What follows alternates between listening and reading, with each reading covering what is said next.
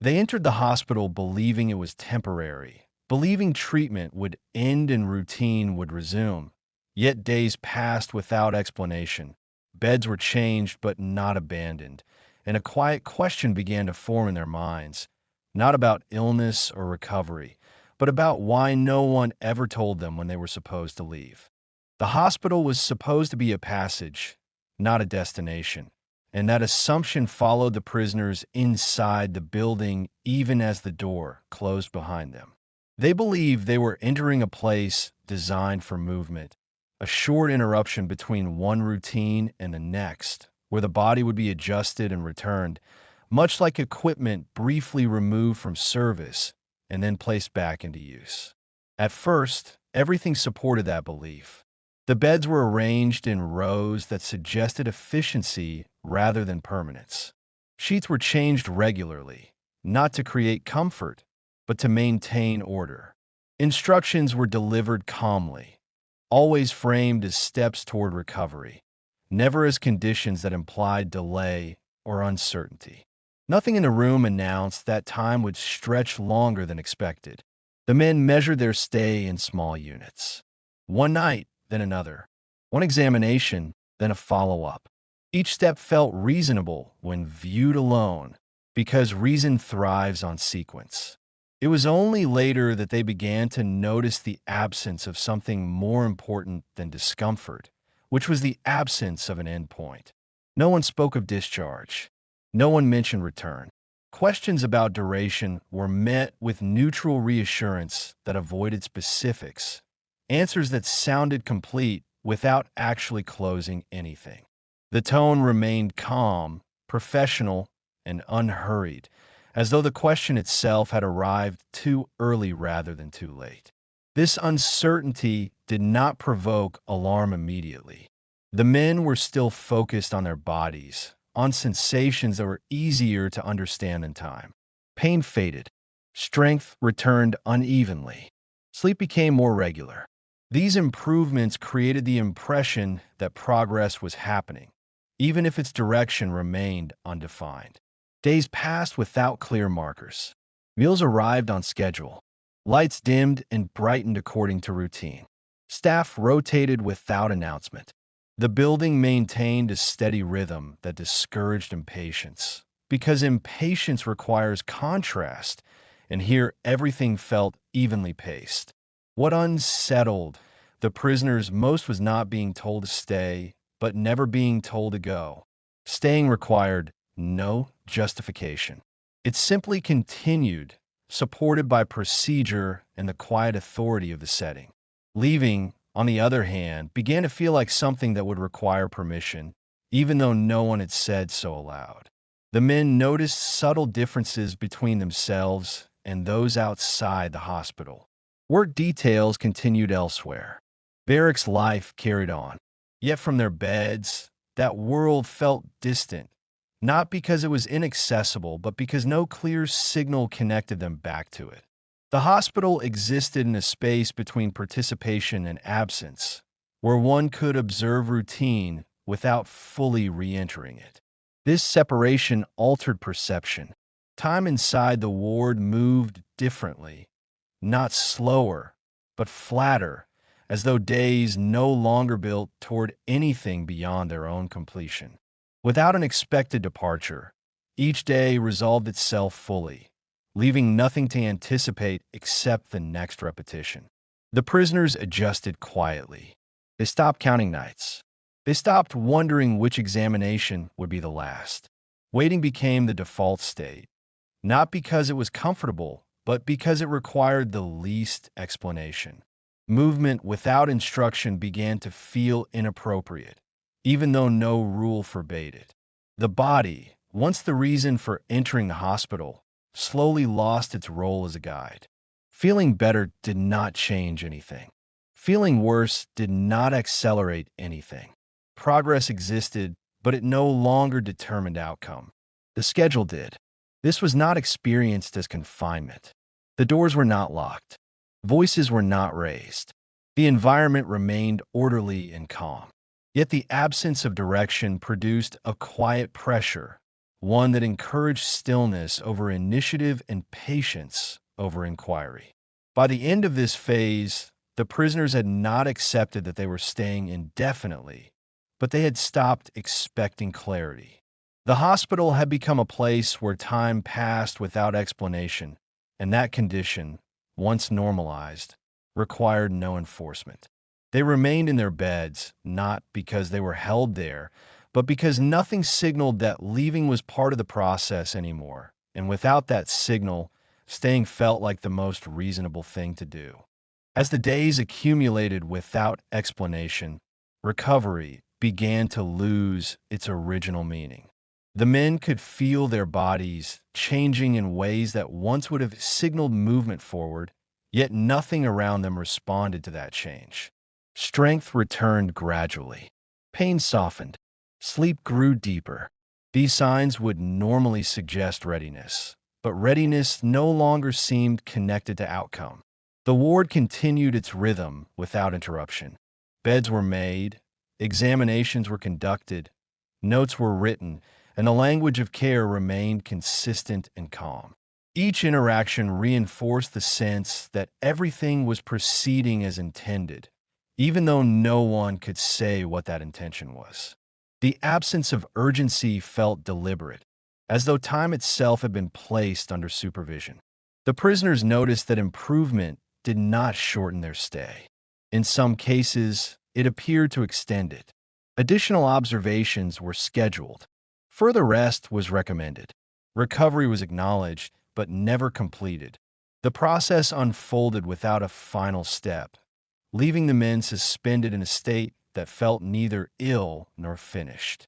This ambiguity altered how they interpreted their own condition. Feeling well no longer produced confidence. It produced doubt. If the system did not recognize readiness, then readiness must be incomplete. The men began to rely less on their own sensations and more on signals from the staff, waiting for confirmation that never arrived. Questions about returning were asked carefully, framed to sound cooperative rather than impatient. The answers were polite and non-committal, offering reassurance without resolution. Everything was explained in terms of precaution, safety, and proper procedure, concepts that discouraged disagreement while providing no clear direction. Over time, the hospital stopped feeling like a place that treated illness and started to feel like a place that managed condition. The distinction mattered because treatment implies an end, while management implies continuation. The men adjusted to this shift without noticing when it occurred, because nothing changed abruptly enough to provoke resistance. The ward itself reinforced this state. The sameness of each day smoothed emotional peaks and flattened expectation. Without milestones, there was no sense of progress to interrupt waiting. The environment did not threaten. It absorbed. Outside activity became abstract. Sound from the yard arrived faintly, stripped of detail. Work schedules and barracks routines felt increasingly distant, not because they were forbidden, but because they were no longer referenced. The hospital existed as its own contained sequence, complete in itself. The prisoners adapted their thinking accordingly. They stopped anticipating departure and focused instead on compliance. Following instruction felt safer than interpreting absence. The system appeared orderly, and order suggested purpose, even when that purpose remained undefined. What unsettled them was not confinement, but uncertainty without resistance. Nothing invited protest. Nothing demanded patience. Yet patience became necessary all the same. The lack of conflict made endurance feel sensible rather than imposed. By this stage, the idea of returning no longer functioned as a goal. It existed only as a possibility that might be acknowledged later. Recovery had lost its connection to movement. It had become a condition observed rather than a threshold crossed. The men remained in the ward, not because they were prevented from leaving, but because the structure surrounding them offered no reason to believe that leaving was expected. Without expectation, action felt premature. Without instruction, initiative felt misplaced. And so recovery continued quietly, no longer guiding them outward, but holding them in place, reshaping the meaning of improvement until being well no longer implied being ready to go. At some point, the men stopped thinking of themselves as patients who were recovering and began to experience themselves as bodies in pause. Nothing in the ward signaled urgency anymore. The examinations continued, the notes were taken, and the instructions remained precise, yet all of it seemed designed less to move them forward than to keep them exactly where they were. Waiting became structured. It had a schedule, a posture, and an expected tone. A man learned quickly when to speak and when silence was preferable. Questions were asked sparingly, not because answers were unavailable, but because asking too often felt unnecessary inside a place that appeared to function smoothly without explanation. The ward encouraged this behavior without instruction. There were no signs reminding the men to remain still, yet stillness became natural. Movement slowed. Initiative faded. Each day arrived already complete, requiring nothing more than participation. The prisoners noticed that time inside the hospital did not behave like time elsewhere in the camp. Outside, days were measured by labor, meals, and roll calls. Inside the ward, time was measured by intervals between checks, between lights dimming and brightening, between footsteps in the corridor. These intervals did not lead anywhere. They simply repeated. Gradually, the men adjusted their expectations downward, not out of despair, but out of practicality. Expectation required energy. Waiting did not. The system rewarded calm compliance with predictability, and predictability reduced mental strain. In that environment, patients felt efficient rather than passive. The body adapted to this rhythm. Muscles rested longer than necessary. Limbs grew accustomed to stillness. The physical strength that had returned began to feel irrelevant, because strength without purpose loses its urgency. The men were not becoming weaker, but their readiness no longer mattered. No one explicitly told them that waiting was beneficial, yet the environment implied it constantly. Observation continued even when nothing appeared to change. Notes were updated even when conditions remained stable. The act of monitoring itself became the justification for delay. The prisoners began to internalize this logic. If observation continued, then observation must be necessary. If waiting persisted, then waiting must serve a function. The absence of explanation did not weaken this belief. It strengthened it, because systems that operate confidently without explanation appear to know more than the people inside them. The ward also altered how the men related to one another. Conversation softened. Complaints grew quieter. Comparisons between conditions felt pointless when outcomes remained the same. Each man existed within his own sequence of checks and pauses, isolated not by walls, but by individualized schedules. Leaving the bed without instruction felt increasingly inappropriate. Even sitting up for long periods began to feel like an action that required justification. The environment did not punish deviation, yet deviation created discomfort, as though the men were interrupting a process they no longer fully understood. What made this stage especially effective was its neutrality.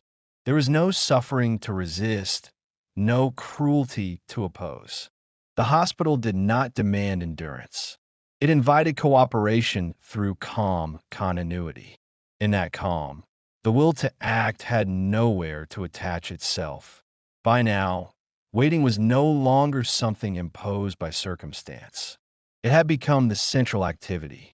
The men were being treated by being held in a state of readiness that never resolved, a readiness that justified its own continuation. The hospital no longer felt like a place that fixed bodies. It felt like a place that absorbed them. The longer a man remained inside its rhythm, the more difficult it became to imagine a clear moment of departure, because departure required a signal, and no signal ever came. In this way, waiting itself replaced treatment. It filled the space where progress once existed, offering structure without direction and care without conclusion. The prisoners did not experience this as loss. They experienced it as normal. And once waiting felt normal, it no longer needed to be questioned, because questioning would have required the very initiative that waiting had quietly dissolved. By the time this stage arrived, the idea of leaving had not disappeared, but it had lost its urgency. It existed somewhere at the edge of thought, acknowledged without being pursued, because nothing in the environment suggested that departure was expected or even helpful. The hospital continued to function with calm precision, and that precision carried an authority that did not need to announce itself. The men noticed that remaining required no effort, staying aligned perfectly with the rhythm around them. Meals arrived without negotiation. Checks occurred without interruption. Instructions were delivered gently and followed automatically. There was no tension in compliance, because compliance no longer felt like a decision. It felt like alignment. Leaving, on the other hand, began to feel complicated. Not forbidden, but undefined. No one explained what leaving would involve, what would happen next, or whether departure would create problems that staying avoided. In the absence of clarity, movement began to feel risky, not because of punishment, but because of uncertainty. The hospital did not present itself as a place of confinement. Doors remained functional. Staff remained courteous. Nothing physically prevented a man from asking to return to the barracks. Yet the lack of a clear pathway outward made that request feel unnecessary, even intrusive, as though it would disrupt a process that appeared to be unfolding correctly on its own. The prisoners sensed that the ward rewarded stillness, not through explicit benefits, but through the absence of friction. As long as they remained, nothing challenged them. No explanations were demanded. No transitions were required. The environment absorbed them quietly, allowing days to pass without decision. Outside the ward, life continued in fragments that arrived only as distant sound or secondhand detail. Work schedules shifted. Weather changed. New arrivals passed through the camp. These events were noted without emotional pull, because the hospital had become a complete system, sufficient unto itself. The men adjusted their thinking accordingly. They began to treat staying as the default condition and leaving as an exception that would need justification. This reversal happened gradually, without a single moment of realization, because the environment never forced a choice. It simply allowed one option to remain effortless while the other accumulated complexity. The body responded to this logic. Strength returned, but it did not translate into readiness. Energy stabilized, but it did not demand action. The physical signs that once suggested movement now existed without direction, like a machine idling without a destination. What made this especially effective was the absence of fear. Fear would have provoked resistance. Comfort did not. The ward offered stability, predictability, and a sense of being accounted for. In a world defined by capture and uncertainty, those qualities carried weight. The prisoners began to imagine that leaving too soon might undo progress, even if that progress was no longer clearly defined. They told themselves it was sensible to wait, that patience was a form of discipline, and that discipline had kept them alive before. These explanations did not arrive as doubts. They arrived as conclusions. Conversations reflected this shift. Men spoke less about returning and more about maintaining condition. They discussed schedules rather than outcomes. The language of care replaced the language of movement, and with that change, staying felt increasingly reasonable. No one explicitly told them that remaining was safer, Yet safety became associated with a ward through repetition. The longer nothing went wrong, the stronger that association grew. Leaving began to feel like an unnecessary gamble, especially when nothing inside the hospital demanded courage or confrontation. By now, the system no longer needed to guide behavior actively. The men guided themselves. They waited when waiting felt appropriate. They rested when rest was suggested. They deferred when uncertainty appeared. The hospital had taught them how to remain without instruction. At this point, staying was no longer experienced as delay. It was experienced as protection. Leaving was no longer experienced as freedom. It was experienced as exposure. And in that quiet inversion, the hospital achieved something more effective than restraint, because the men remained not because they were held, but because staying had become the safest interpretation of the situation they could imagine. Eventually, the absence of instruction became more influential than any order could have been. No one told the men to remain, yet no one told them to leave, and within that silence, a new certainty took shape, one built not on rules, but on assumption. If departure were required, surely it would be announced. If movement were expected, surely someone would say so. Days continued to resolve themselves without interruption. The ward remained calm. The routines remained intact. Observations were recorded, conditions were noted, and the language of care stayed consistent, offering reassurance without direction. Nothing in the environment suggested urgency, and urgency slowly disappeared from the men themselves. The prisoners noticed that even when their conditions stabilized fully, nothing changed. Strength returned. Appetite normalized. Sleep became uninterrupted. These improvements would once have carried meaning, yet now they passed without consequence. Being well did not produce transition. It produced continuation. The men stopped asking questions not because answers were denied, but because questions no longer seemed relevant. The system appeared complete as it was. To question it would have required introducing uncertainty into a space that felt deliberately insulated from it. Silence felt more appropriate than inquiry. Time inside the ward developed a closed quality. Each day began and ended without reference to what came before or after. Progress no longer accumulated. It dissolved into repetition. Without a clear threshold to cross, the concept of readiness lost its function. The hospital's calm authority did not rely on enforcement. It relied on expectation. Remaining aligned with routine required nothing. Departing would have required explanation, justification, and the willingness to disrupt a pattern that appeared stable. Stability, once established, exerts a powerful pull. The men began to experience their presence in the ward as provisional in theory, but permanent in practice. They did not believe they would stay forever, yet they behaved as though tomorrow would be much like today, and the day after that would follow the same pattern. Planning lost urgency. Anticipation softened. Outside references faded further. The barracks felt distant. Work details felt abstract. The hospital had become the primary frame of reference, not because it demanded attention, but because it absorbed it. Within its rhythm, nothing needed to be decided. What unsettled the men, when they allowed themselves to notice it, was how little resistance remained. There was no struggle to overcome, no hardship to endure, no obstacle to challenge. The absence of difficulty removed the need for resolve, and without resolve, movement felt unnecessary. The ward did not confine through force. It confined through continuity. Each unremarkable day reinforced the belief that remaining was correct, because nothing contradicted it.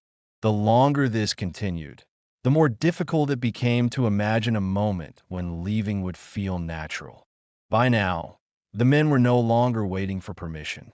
They were waiting for indication, a signal, a cue that never arrived. Without it, Staying felt like the only interpretation that made sense. The most subtle change was how responsibility shifted. The decision to remain no longer felt like a decision at all. It felt like the default outcome of a process that had not yet concluded. The men trusted that when the time was right, someone would tell them. And because no one ever did, the waiting continued, not as a temporary condition, but as a stable state, sustained by routine, reinforced by calm, and accepted without protest. They stayed not because they were instructed to remain, but because the system had quietly removed the expectation that leaving was part of the process at all. Nothing marked the end of their stay, because nothing had ever clearly begun it. The hospital remained calm, the routines continued, and the absence of instruction persisted without drawing attention to itself. The men were no longer ill. They were no longer recovering. They were simply present, held in place by a system that required no force, only patience and silence. No door was locked. No order was given. Yet leaving no longer felt like the next step because the next step had never been defined. And that leaves a question that extends beyond this ward, asking how often people remain where they are not because they are trapped, but because no one ever tells them when it is time to go. For more untold World War II stories like this, subscribe to WW2 Chronicle Vault and continue the journey with us.